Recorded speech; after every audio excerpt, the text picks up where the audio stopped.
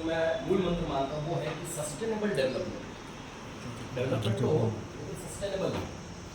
और पर्यावरण को बचाना सिर्फ एक एंगल से हम सोचें कि इस एंगल से काम करने से और खाली वृक्षारोपण से ये कवर हो जाएगा, तो मेरे अल्प मत में ये संभव नहीं है, क्योंकि there are multiple factors which are impacting this core issue. तो पहला जो कार्बन एमिशन पॉलिसी है, गवर्नमेंट उसको रेगुलेट कर नहीं रही है, गुड गवर्नेंस फेलियर है उसका। तो ईवी पॉलिसी जो है उससे लोगों को प्रोत्साहन मिले और वाहनों का जो कार्बन एमिशन है वो रोका जाए।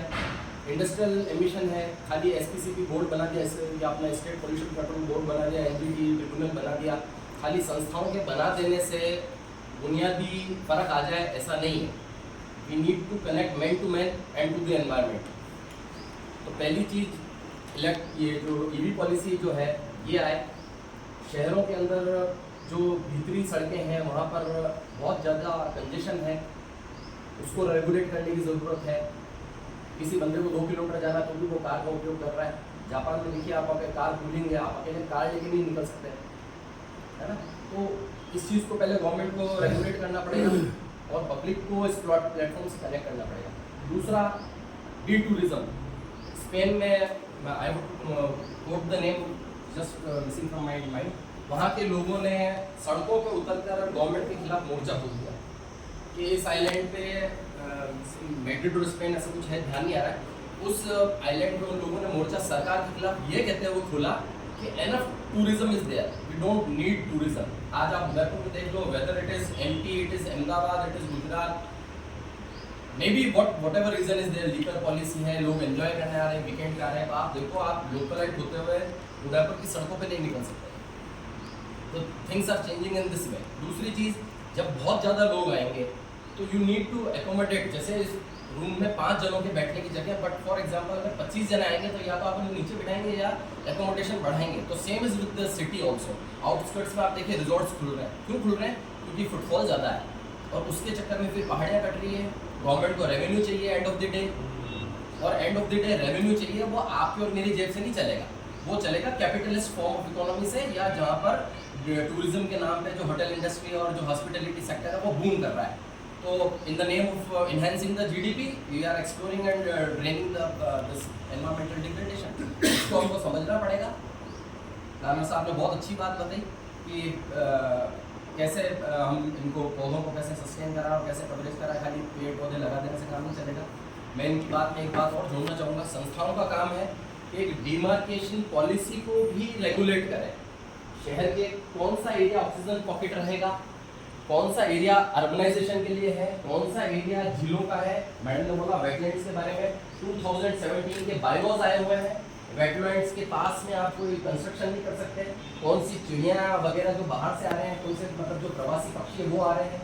तो आप देखो 2017 के बायलॉज बने हुए हैं, लेकिन अभी आप कोई बता रहे थे कि पिछोला के पास में जो कंस्ट्रक्शन हो रहा है उसको कौन रेगुलेट करेगा। आप साहब ने बहुत अच्छी बात बताई कि वॉइड एप इनिशियो है कि कंडीशन टू ऑपरेट और उन्होंने लैंड कन्वर्जन की अगेंस्ट में दे दिया।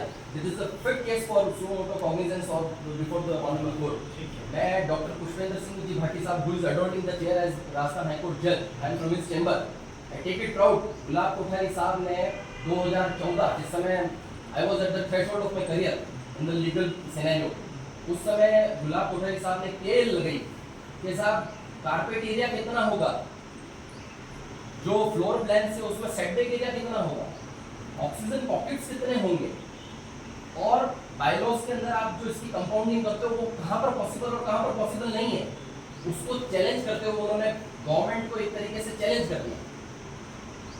और आप देखिए गवर्नमेंट के ऊपर इतना दबाव पड़ा कि मिस्टर भिरूलाल जैन करके थे, उनकी माउंट आबू से पीआईएल लगी, और माउंट आबू के अंदर आप कंस्ट्रक्शन नहीं कर सकते, नो कंस्ट्रक्शन जोन डिक्लेयर हो गया था। वहाँ लोगों ने कि भाई ये तो खाली वो है सैनिटेशन एरिया है, उसके नाम पर कंस्ट्रक्शन कर दिया और बाद में उसको होटल कन्वर्जन कर रहे थे। तो वहाँ पे जो गवर्नमेंट इंस्ट्रूमेंटलिटीज भी उन्होंने उसको जो इम्प्लीमेंटेशन किया और वो सारे तोड़े।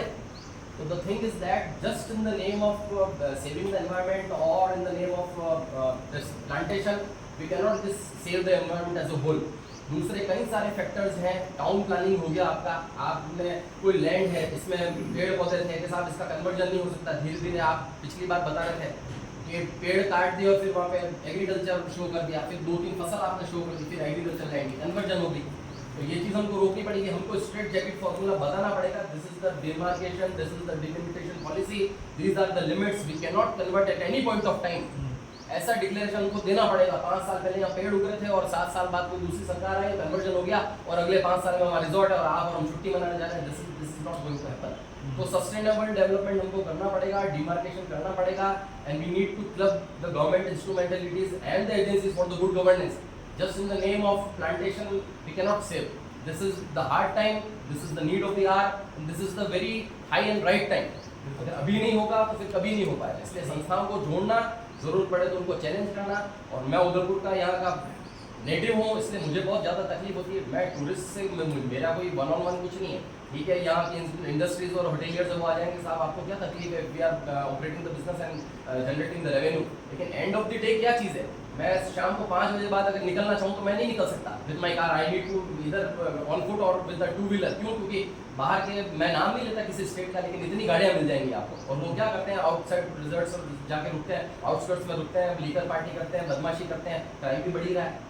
So these are a number of factors which are impacting, and these are the things which need to be addressed in an unbiased manner.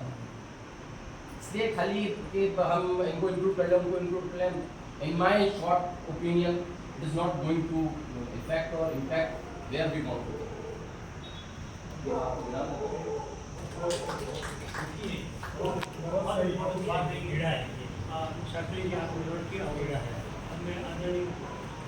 आनंद देव साहब से निवेदन करता हूँ।